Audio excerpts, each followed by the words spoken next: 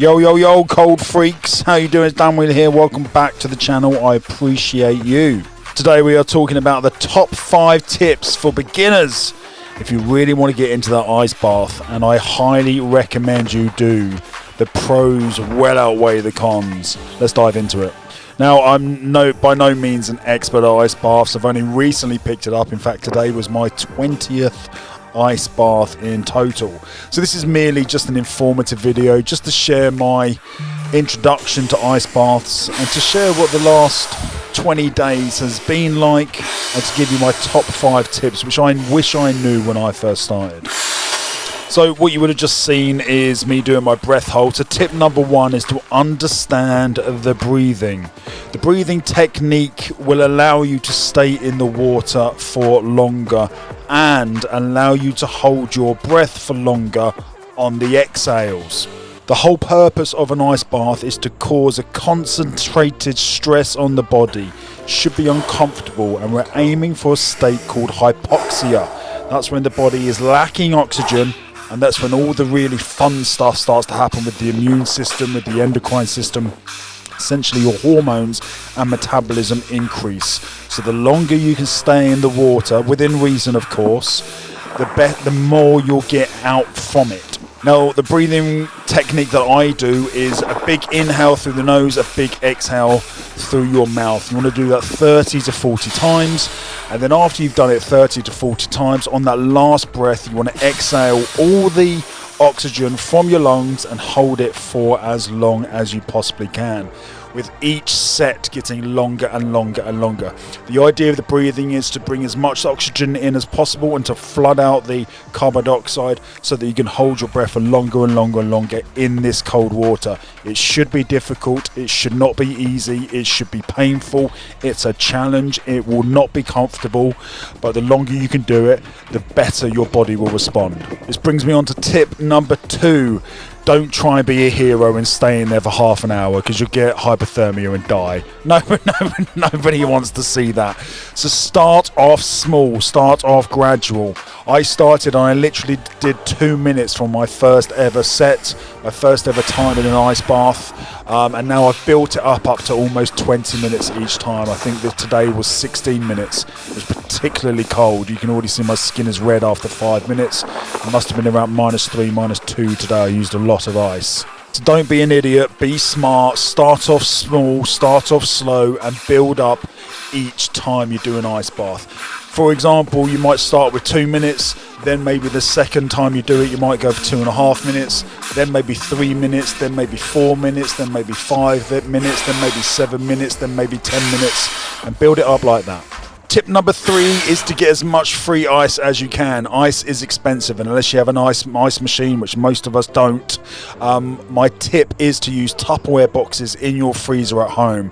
Fill them up with water, put them in the freezer, and then overnight they turn into these massive icicles, which last longer in the water, which means the water stays colder for longer, and it's free.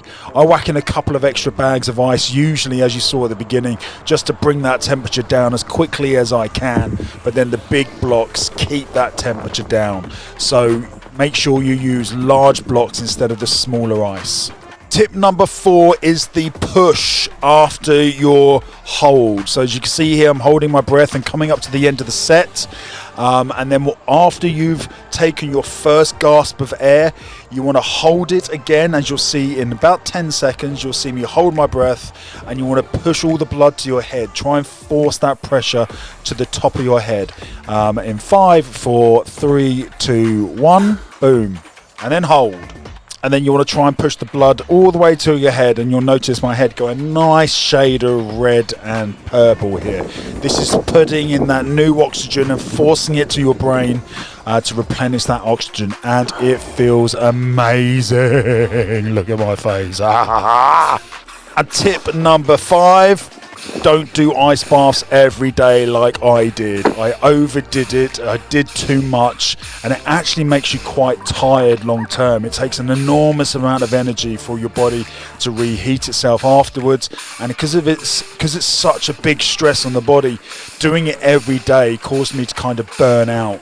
So I would recommend doing it maybe every 3rd day or every 4th day. I've cut my arse baths right back now from every day to every other day. And for me personally, every other day is a really good frequency for me. There are loads of reasons why someone might want to do an ice bath. Recovery might be one of them. Reducing stress might be another. Reducing inflammation might be another. For me, what this does is allows me to choose my pain. I'm an addict. I struggle with self-medicating when times get really tough, when my self-sabotage head comes in, when these negative thoughts ruminate, all these triggers of life, the stresses that cause me to go and search for alternative means of pleasure to numb the pain, to heal the pain. What the ice bath does for me is give me an adrenaline release like nothing else I have experienced. The high I get after doing the ice bath allows me to feel calmer, allows me to feel more at ease, allows me to be kinder to myself. It gives me a state of zen, a state of calm that nothing else has been able to give me. With my chaotic ADHD mind and my bipolar life, this allows me to find calm amongst the storm. There's no denying this is painful, and it's meant to be painful. The relationship between norepinephrine and adrenaline, and then that's knock-on effect to dopamine and serotonin, that's what I'm looking for. I'm looking to cause myself immense pain, immense discomfort on my terms, and then I get the high and I get the calm afterwards for the whole of the day. It allows me to choose my pain so I can reap the benefits and the pleasure afterwards. And as you can see, it's a very pleasurable experience sometimes.